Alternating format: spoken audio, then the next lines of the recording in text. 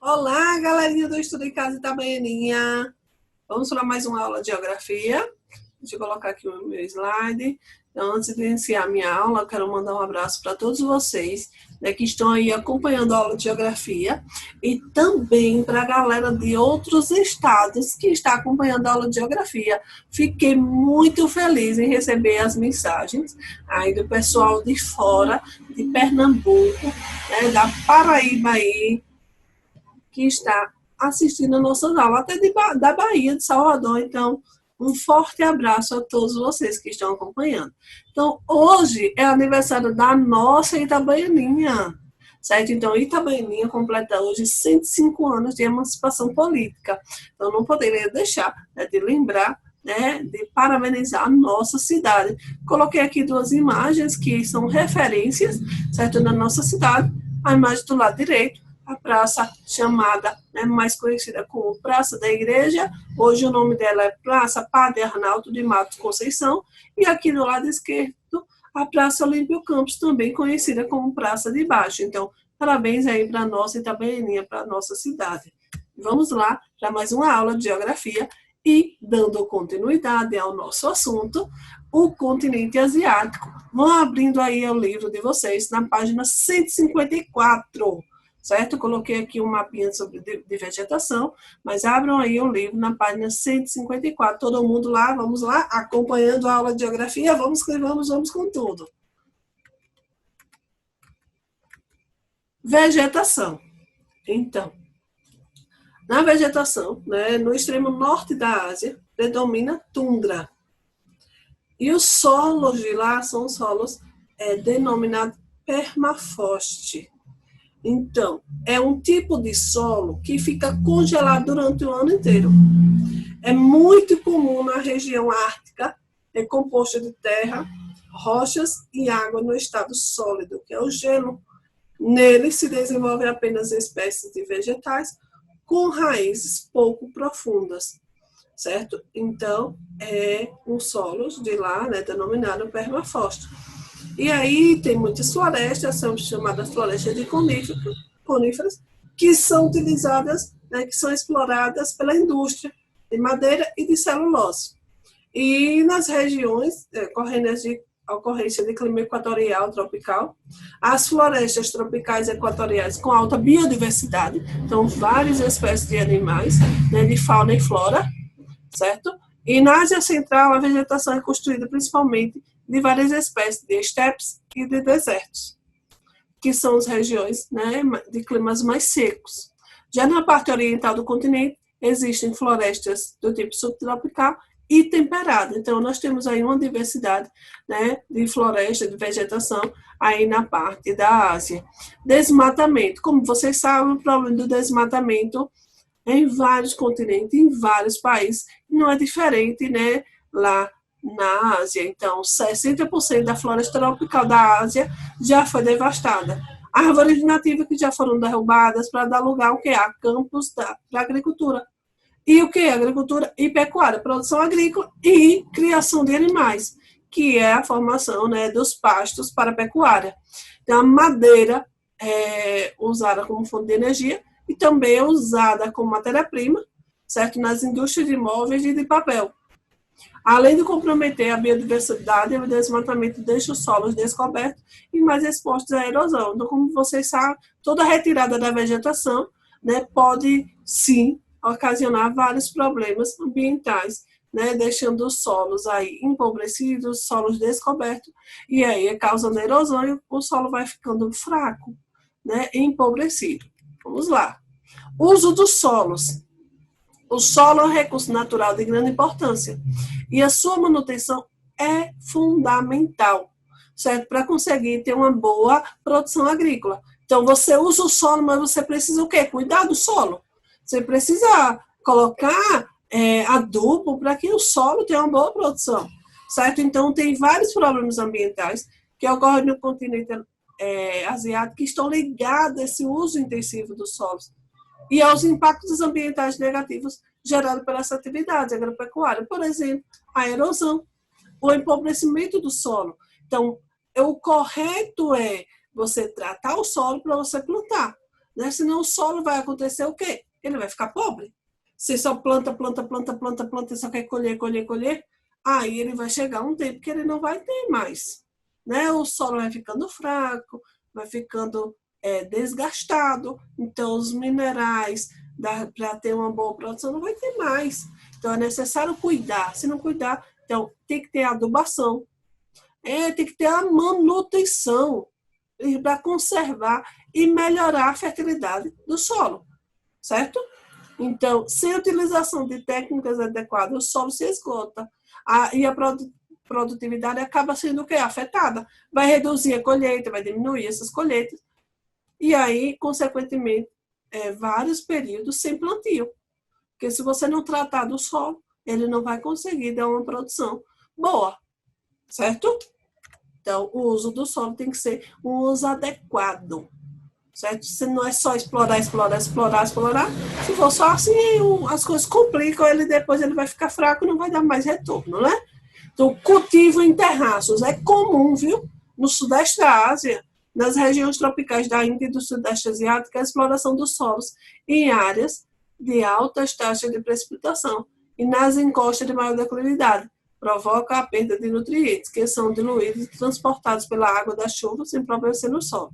Então, uma das soluções que eles acharam para não acontecer esse empobrecimento do solo, né, utilizada pela população, é plantar em curvas de nível, o cultivo em curva de nível, conhecido como terraceamento. Observem, parece degraus, não é? Então, eles conseguem aproveitar todo o terreno, certo? E para ter uma boa plantação. Observem aí que plantio perfeito. Eu acho muito lindo esse tipo de plantio, que é o plantio, o terraceamento. Eles conseguem aproveitar todo o relevo, todo o solo, né, para tentar também não ter muita erosão. Como é, professora, que acontece erosão? Um exemplo. Então, vamos colocar um exemplo. Na sua casa tem um jardim. Você joga lá água, um jardim todo cobertinho de vegetação, né? Então, o solo vai o que? Absorver, certo? Então, você jogou água ali, tem a proteção, a camada vegetal, então tem aquela plantação fazendo a cobertura, joga água, vai absorver. Aí você tem um jardim em casa que está quase morrendo, o solo já está sem vegetação. Só tem algumas coisinhas, alguns galhinhos, mas está quase sem vegetação. Você joga água ali, o solo vai fazer o quê? Vai formar um buraco. Porque não teve a vegetação para proteger. Entendeu? Então, causa o quê? Essa erosão. E aí, plantando assim, aproveitando todo o terreno, reduz muito a erosão, né? E o solo acaba sendo todo aproveitado e aumentando a área de plantio. São os cultivos em terraços, que é muito utilizado, viu?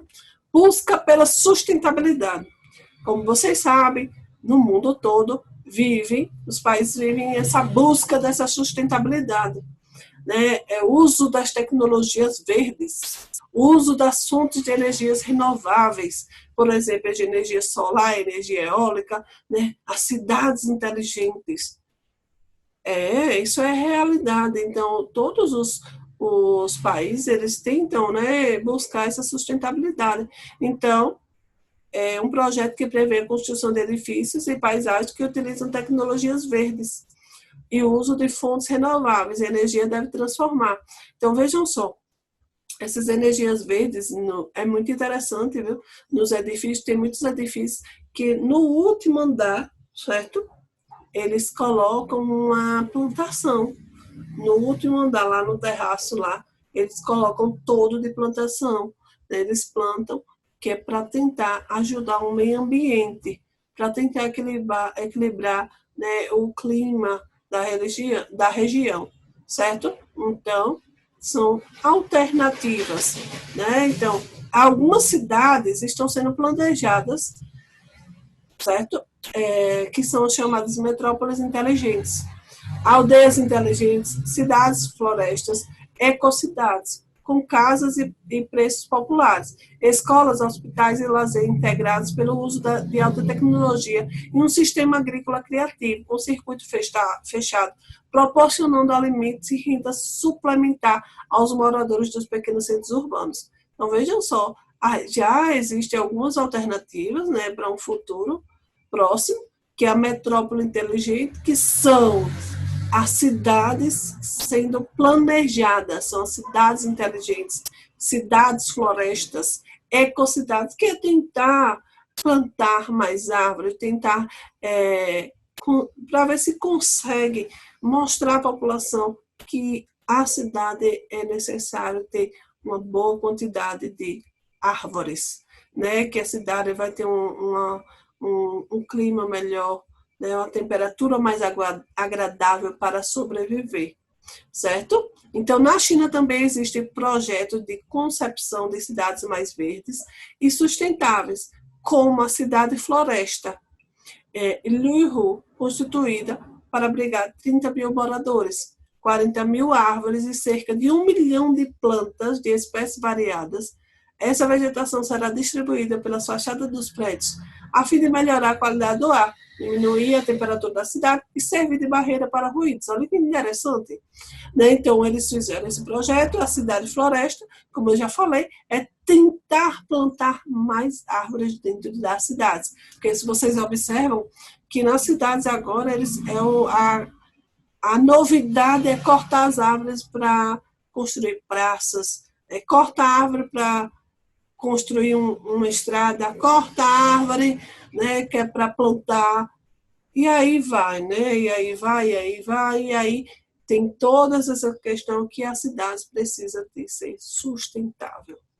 Então, nós temos aqui uma maquete, né, da parte, né, da cidade floresta, que foi uma maquete que foi apresentada. Então, a ideia é essa. A ideia é arborizar a cidade. Observe que tem uma boa quantidade de verdes na cidade. Então, acaba, né, reduzindo bastante esses problemas ambientais, essa questão da temperatura muito alta. Então, a cidade arborizada é muito importante.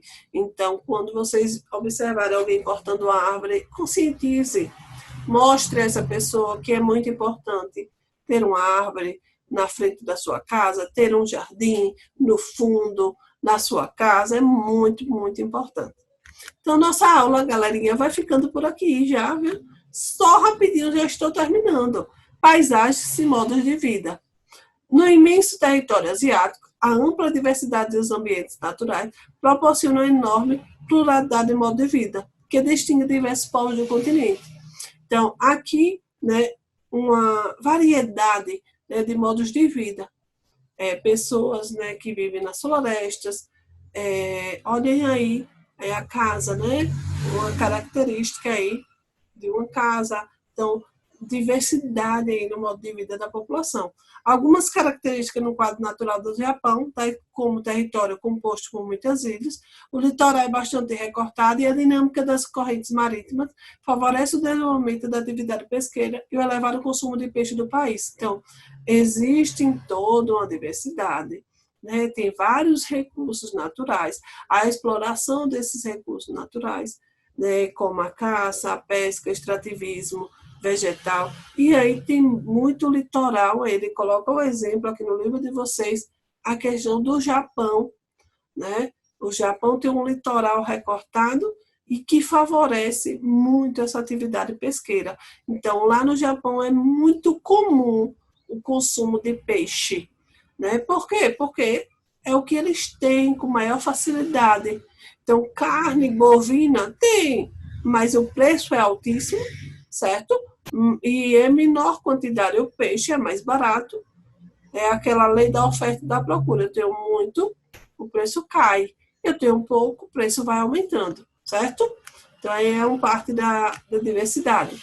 Então, na Ásia Central, a região caracteriza pela baixa umidade, pela presença de estepes e vegetação do deserto, né? Então, também tem uma criação de ovelhas, camelos, vacas e cavalos, né? Para se proteger das condições climáticas adversas, eles têm A população dessa região desenvolveu um tipo de moradia, denominado de yurt, cujas estruturas de bambu ou de madeira são recobertas por grossa camada de feltro e lã, facilitando facilmente transportar em carroças no período de imigração.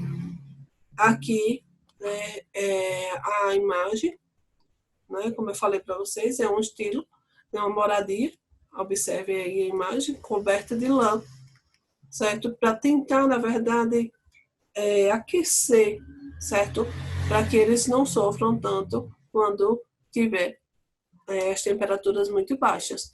E nas elevadas altitudes da Cordilheira do Himalaia, é comum que os homens e mulheres também utilizem vestimentas espessas, feitas de peles de animais, capazes de suportar o clima caracterizado pelas baixas temperaturas ao longo do ano.